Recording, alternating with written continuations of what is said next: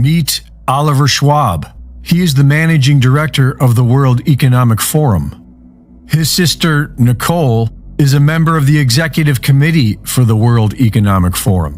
In July of 2021, she said that COVID was a huge opportunity to have their Great Reset.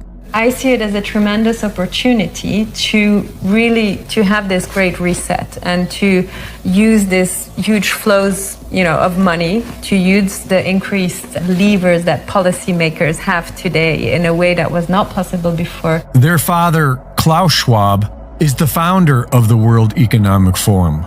7 years ago, he announced plans to start tracking the entire population and merge everyone with a central machine, what he now calls the Great Reset.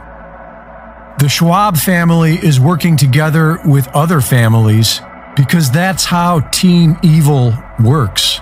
You can call them the Illuminati if you like, but they have no official name, and they are not illuminated. There is no telling how many family bloodlines are involved, but they keep it in the family for 3 main reasons, and they all have to do with power. First, and most simply, as a way to gain and maintain their fortune. Secondly, is to carry out long-term secret objectives. These families use insurance companies and private trusts to protect their own fortune from the fiat debt-based system that they created, and to generate the kind of money needed for a 100-year plan. The older generation outlawed natural medicine, introduced petrochemical pharmaceutical drugs, and polluted the environment. And now the younger generation is here to fix it with their totalitarian Great Reset. It's a multi-generational plan that works because of family loyalty and also because of the third reason why they keep it in the family: trauma-based mind control. Most victims of the CIA's trauma-based mind control program, MK Ultra, have come from families with a history of child abuse, because multi-generational child abuse makes a child more susceptible to mind control. And most of the characters we see as world leaders are not only actors on a stage, they are oblivious because they have suffered a lifetime of abuse and mind control. The overwhelming majority of people on Team Evil are not all in on it. They simply do as they are told. They follow orders and they don't ask questions. These families see having children as a means of gaining power and wealth. They see their own children as property, as slaves to do the family's bidding. But perhaps it's more like a cult than a family.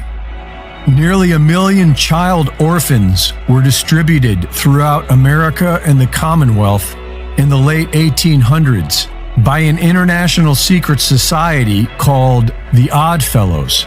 Delivered primarily by train, many of these orphans were born in private homes owned by the Odd Fellows and their offshoot, the Daughters of Rebecca, an all-female Masonic organization that featured symbols of mass breeding and fertility.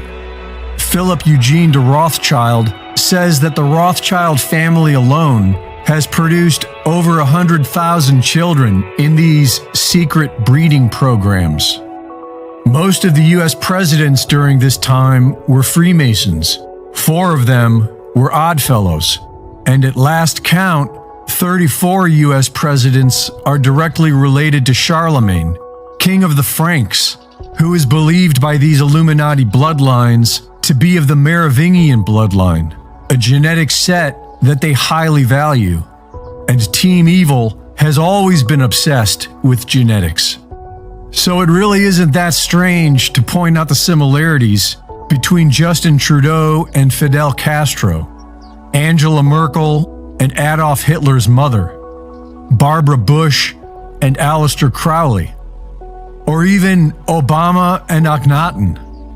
The only way these families and their abused mind control minions are able to control the rest of us is by dividing us. And if we the people could change that, then we could change everything. Reporting for InfoWars, this is Greg Reese.